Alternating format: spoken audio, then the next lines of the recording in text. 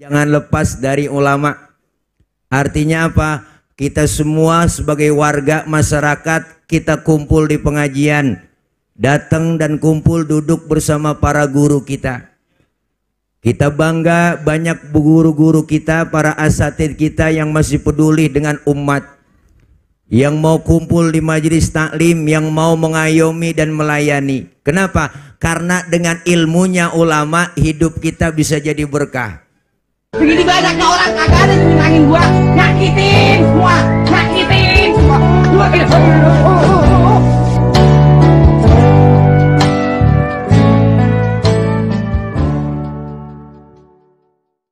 Mudah-mudahan kampung kita Allah turunkan selalu keberkahan. Rasulullah Shallallahu Alaihi Wasallam beliau bilang qiwamud dunya bi arba'ati asya. Dunia ini bisa kuat, negeri ini bisa maju, kampung kita bisa berkah ditopang melalui 4 golongan manusia. Siapa itu? Pertama, Rasulullah bilang bi'ilmil ulama, dengan ilmunya para alim ulama. Kampung petukangan, rawat rate, pengen maju, jangan lepas dari ulama. Artinya apa? Kita semua sebagai warga masyarakat, kita kumpul di pengajian, datang dan kumpul duduk bersama para guru kita. Kita bangga banyak guru-guru kita, para asatidz kita yang masih peduli dengan umat, yang mau kumpul di majelis taklim, yang mau mengayomi dan melayani. Kenapa? Karena dengan ilmunya ulama hidup kita bisa jadi berkah. Pok, nyaut apa? Ngaji.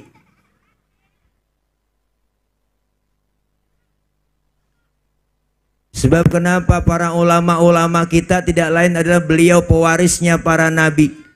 Dari Rasulullah memberikan ilmu kepada para sahabat, sahabat turun kepada tabi'in, tabi'in, sampai terus para ulama-ulama kita, salafus soleh, yang turun langsung ilmu-ilmunya sanadnya kepada guru-guru kita. Ini yang perlu. Kampung kalau nggak ada pengajiannya nggak berkah kok. Justru kita bangga ada guru-guru kita, ada ustadzah kita kumpul. Kenapa? Orang yang kumpul di majelis taklim jelas bahwa diangkat derajatnya orang yang berilmu. Lahul-ladzina amanu minkum walladzina utul ilma darajah. Allah angkat derajat orang yang beriman dan berilmu. Kenapa? Karena orang yang berilmu itu orang yang mengamalkan ilmunya. Rasul bilang, kun aliman, jadilah engkau orang alim. Orang alim, orang yang mengajarkan ilmu kepada orang lain. Belum bisa Ustadz jadi orang alim saya, au muta'aliman, suruh belajar. Makanya belajar ngaji tuh po, nggak ada batas waktunya bang. Dari mulai kita di bedong sampai di bedong lagi. Siapa yang bedong? Amil. Ini ngaji kan kita kadang-kadang aneh. Ngaji mulu dari masih kecil. Doa? Ngaji dari masih kecil. Emang dianjurin. Ngaji itu nggak ada batas waktunya.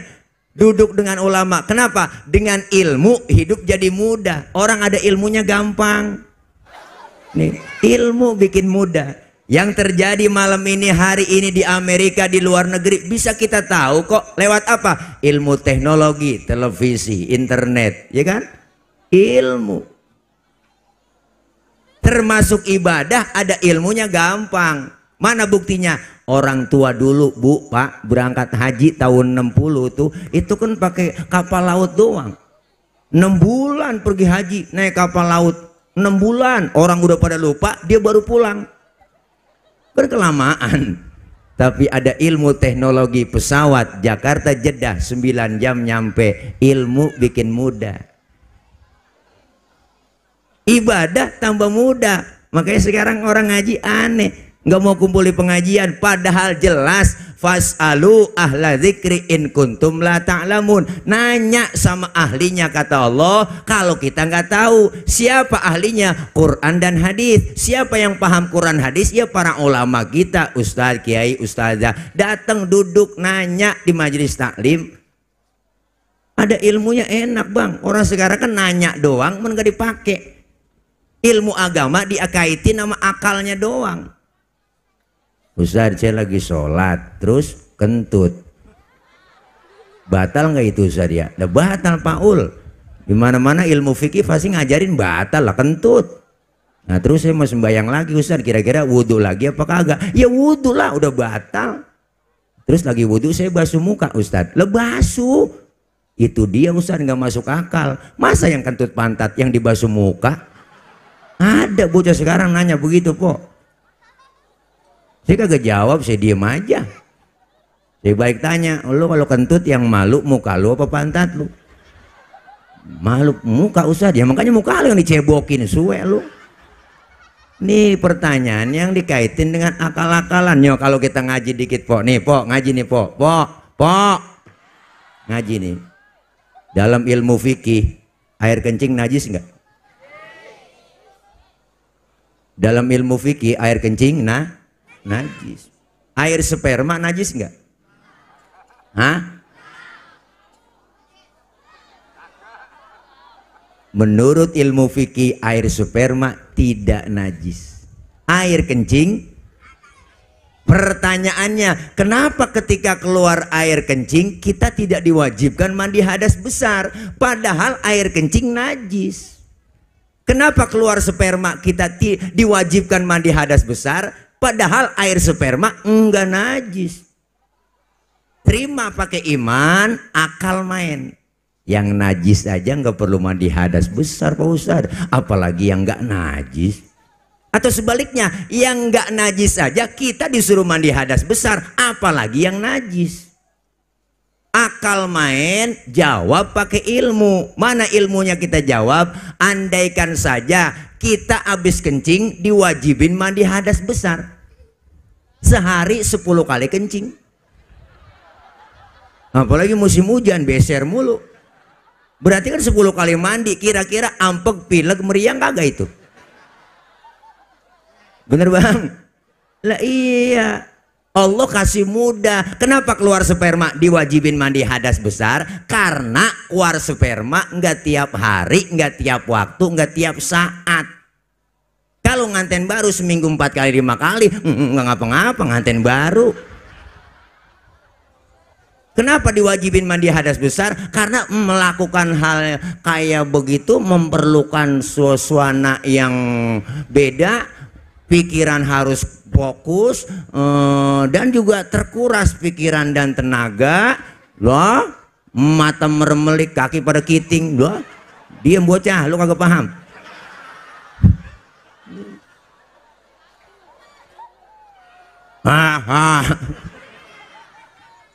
Capek, lemes, saraf-saraf pada lemes semua, disiram pakai air, seger lagi. Bener bu? Hukum Islam gampang, jangan digampang-gampangin. Nih kalau ngaji po, hanya ngaji dah.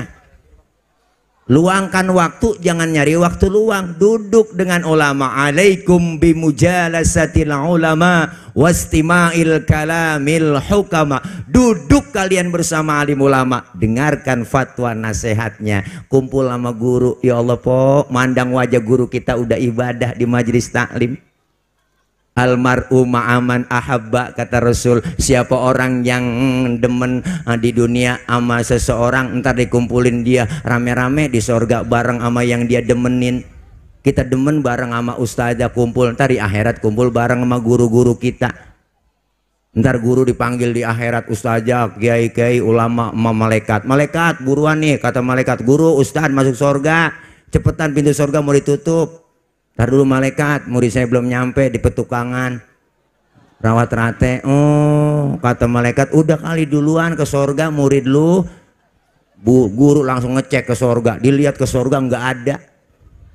Malaikat diprotes sama guru, malaikat mana murid saya? Katanya ke sorga nggak ada, saya cari, mau tempat cuma 2 di sini guru. Kalau nggak sorga neraka. Coba cek mampir kali murid lu ke neraka. Bener, guru bela-belain nyari muridnya. Pas baru nyampe depan pintu neraka ada yang teriak dari dalam, guru, guru. Dia kenal sama gurunya, gurunya udah nggak kenal, udah pada angus. Bagaimana ngenalinnya? Gurunya penasaran, dikenalin, dicoker-coker, dikorek-korek, dikenalin lah, lu Roh. Lu ngapa di sini Roh? Ya Roh, lu kan ngaji sama gua Roh. Ngaji guru, pulang ngaji guru saya omong-omongin mulu, lu nyakut. Bye-bye sama guru. Ngaji, deketin guru, minta rokoknya doang. Banyak begitu. Banyak guru sehat, alhamdulillah. Ya elah, asem banget ini guru rokoknya dicomot sama dia. Bu, ini nggak ada ruginya kita nuntut ilmu. Luangkan waktu, jangan nyari waktu luang. Luar biasa ngaji kumpul, luangin waktu, ngomongin repot, siapa juga repot. Ustaz saya repot banget. Kita dari muda kerja udah repot, punya anak ngurusin anak repot lagi, udah tua punya cucu ngurusin cucu repot lagi. Lah kapan mengajinya? Bener po? Apalagi kalau udah tua punya cucu, lebih sayang sama cucu dia daripada sama anak. Mana buktinya? Itu film Sidul. Engkong Tile sayangnya sama Sidul sama si Atun. Mandra kan anaknya, enggak disayang Mandra. Kesian banget Mandra po, ya Allah, Sidul dibeliin motor, si Atun dimodalin salon. Lah Mandra minta beli celana aja 50.000 nggak dibeliin. Gue Mandra kesel mulu, marah-marah, biarin, kata Mandra, biarin. Kalau ketahuan begini jangan beranakin gua, balikin ke asal usulnya. Orang banyak begini kagak ada yang nyenengin, nyakitin semua tuh Mandra. Lu kagak nonton lu po, nonton apa? Sama buat ya. Iya emang turunan kali. Saya kan turbo po, turunan bokir. Tawa mulu po lu. Ya Allah, kita sempetin waktu, makanya kampung kita bisa maju, bisa kuat adanya ulama kita, guru-guru kita. Jangan kita pesimis, kumpul bareng sama guru. Nih ngaji begini bang, dosa kita dirontogin, dosa kita diusek, dihapus, ditipek, digebek. Wah, coba dah raba dosa kita masing-masing, banyakkan dosa sama ibadah. Ada yang di sini yang datang semua yang nggak punya dosa, maju ke panggung sini. Sama kita kok, yang ngomong juga sama banyak dosa, apalagi tukang ngomong, salahnya di omongan. Bener bu, asal salah ngomong dikit-dikit, wah nih radikal, begitu ditandain udah. Ini dia nih radikal nih Ustadz ini, ceramah, tangkap. Wah, dia kirain capung kali main tangkap aja. Bener bu, apalagi tukang ngomong, salahnya di omongan. Makanya saya kalau diomongin orang, biarin gue sih antepin diomongin orang, wajar diomongin, emang gue tukang ngomong. Dosa kita banyak, yang kecil-kecil kita ngaji dosa dirontogin. Alhamdulillah, dosa sama orang tua ada, mau saudara, teman, tetangga. Sudah dosa sama laki po, mau sabrek-abrek. Nih, yang belaga-belaga budeg. Dosa po melaki lo. Berangkat ngaji laki diperintah, hidup ngaji bang, gue ngaji dulu ya, ntar kalau hujan jemuran lu angkatin, suwe banget bini. Dia kira pembantu lakinya. Laki lagi tidur dia bangunin, salah, bangun bang, lihat noh jam berapa udah. Lah laki lagi tidur suruh ngiat jam, salah itu po lu aja yang melek ngiat jam, lu kan nyuruh laki lagi merem. Iya bang ya, salah tuh, nggak rasa bikin dosa po. Bangun bang, gini hari lu, rezeki lu dipatok ayam lu. Begitu laki ngomong bini, wah lakinya ngomong, lah emang ayam gue yang ngempanin. Pakai dipatok ayam bagaimana sih rezeki? Masya Allah, kita kepengen tuh dosa-dosa kita dirontogin ngaji, alhamdulillah. Pahalanya gede.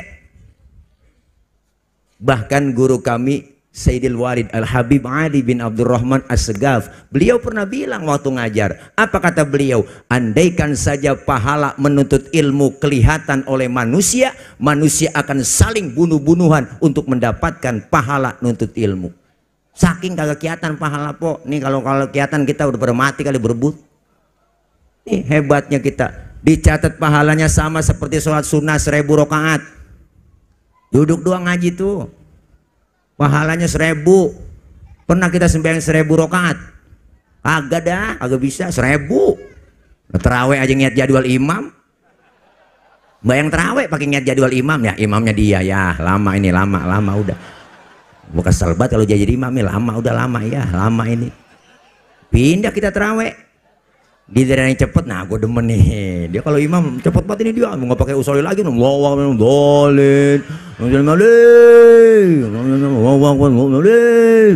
Nenek-nenek kasihan, gue nyungsep juga ini. Jangan cepet-cepet apa, kasihan orang habis buka lah muntah uger. Tuh pahalanya luar biasa. Dicatat pahalanya sama seperti kita mensolatkan jenazah 1000 jenazah. Pahalanya sama seperti kita jenguk orang sakit 1000 orang sakit. Ya Allah, pernah kita nengokin 1000 orang sakit? Nengokin orang sakit emang kagak pakai modal lah, minimal jeruk 2 kilo bawa. Datang doang ke rumah sakit, orang lagi diimpus pakai dia tanya, "Emang lu rasain sih Ji?" Yang sakitnya enggak deh, gue rasa-rasa. Lah emang apa dia diimpus begini? Lu kemarin gak bawa apa-apa. Nah kalau lu bawa jeruk kali gue rasa-rasain ada asemnya, ada manisnya, emang PA juga tuh dia. Jeruk orang sakit dimakanin. Masya Allah, luar biasa Pak, pahalanya gede. Datang kita ke majelis talim bisa kek kagak kek duduk sama guru kita. Ini ilmunya para alim ulama, kebet. Guru bawa kitab, ngikut bawa kitab. Padahal kita nggak bisa baca kitab, bawa aja tuh kitab. Guru kebet, guru tutup kok. Temen nyolek halaman berapa cing? Gue kebet doang, gue sih ngikutin aja. Catat pahalanya gede. Iya, kita biasain ngaji. Ya Allah Bu, Pak, jasmani kita sering kita kasih nutrisi, makanan yang enak, vitamin yang enak tuh supaya sehat badan kita. Tapi jasmani perlu, rohani juga perlu. Rohani kita perlu nutrisi, kasih vitamin. Mana vitaminnya? Iya majelis taklim, dengerin nasihat, dengerin mauizah hasanah, dengerin pengajian, ngaji kumpul seminimal seminggu, enggak banyak-banyak. Ini terutama bapak-bapak, kalau mama nggak diraguin dah pengajiannya emang tiap hari emak-emak. Di mana-mana saya Indonesia, saya udah surprise apa? Survei. Bu, ilah nenek-nenek ngajiin getol banget. Kemarin guru kita almarhumah Umi Ustazah Hajat Taslimah, ya Allah ngaji di Asyafi'iyah lagi baca tahlil, baca Yasin, meninggal. Kita pengen begitu waktu lagi ngaji. Kan yang ngeri lagi berempat-empatan. Wilah, mending orang lain saudara semua, engkong, cucu, mantu, manak. Dikencong buat dibantingin sama cucunya, mati kong gak punya 5. Mati lo kong gak punya 6. Wah, engkong gak dikata mati diem aja. Orang berempat kagak ada yang hidup, mati semua. Tuh ngeri, kita pengen begitu husnul khotimah. Mama mengajinya getol, Senin, Selasa, Rebo, Kamis, Jumat. Wajar kalau mak-mak seragamnya banyak. Lah emang ya poya, pengajian online, ada yang kuning, hijau, biru, lah biru muda, lah pink, ada yang pink, ada 2 kali bayar, 3 kali bayar, ketemu lunas, ngaku aja po, nggak apa-apa buat semangat ya Bu. Iya kita buat semangat, cuman kita jadi orang laki jangan pelit. Beliin seragam, antepin lakinya. Bini kita cakep dipandang orang kan tergantung laki. Bener po? No, kencang banget ya. Lah, iya kalau bini cakep ya kan enak ngeliatnya. Bini siapa sono pakai kudungan biru, bajunya biru muda, pulang ngaji cium tangan sama laki normal, nurut banget, hormat banget sama lakinya. Itu bininya RW. Tuh, ada aja yang nyeletuk. Tapi enggak sedikit orang ngomong bini siapa sih pendek buku lah hitam ngelawan mulu melaki ngaji nggak pernah rambutnya beriak mulu kakemben gua itu bininya ansip. Wah angsip ke bawah jelek. Yarin beliin orang ngaji buat seragam buat semangat ya Bu. Lah aja ibu-ibu mah kalau ngaji tengah hari uang udah nyampe po Bang wah jam 1 tengah hari mic ya colok. Panggilin teman, assalamualaikum warahmatullahi wabarakatuh. Bu ibu jangan lupa ini hari pengajian. Rodiah, Romlah kumpul sini lo. Buruan ngaji. Nungguin temen aja selawatan kan ya po ya. Mama kan paling getap sama selawatan. Allahumma sholli wa sallim wa barik alaih. Tuh mama nungguin temennya dateng. Adinulana wal haqulana wal adlulana wal kullulana. Temennya nyampe, assalamualaikum, salam Bu Haji, duduk. Adinulana itu selawatan buat perang sebenarnya po. Nah kalau di Mesir bukan begitu bacaannya, nadanya adinulana wal haqulana wal adlulana wal kullulana. Tuh biar semangat perang.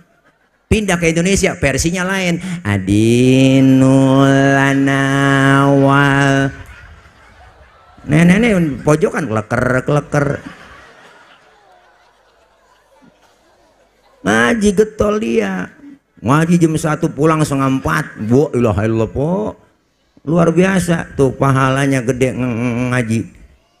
Kita beruntung kampung kita masih ada guru-guru kita, ulama kita yang sanad keilmuannya datang langsung dari para guru-guru yang lain. Masya Allah, kita siapa yang nggak kenal guru besar Al-Maghfurlah Kiai Haji Marzuki bin Mirsad Cipinang, murid-muridnya Al-Maghfurlah Kiai Nur Ali, Ujung Harapan Bahagia Bekasi, Al-Maghfurlah Buya Ahmad Buya Zayadi Muhajir, Al-Maghfurlah Kiai Haji Abdullah Syafi'i, Kiai Haji Thohir Rohili, semua jadi orang-orang besar semua. Kenapa? Sanad keilmuannya jelas.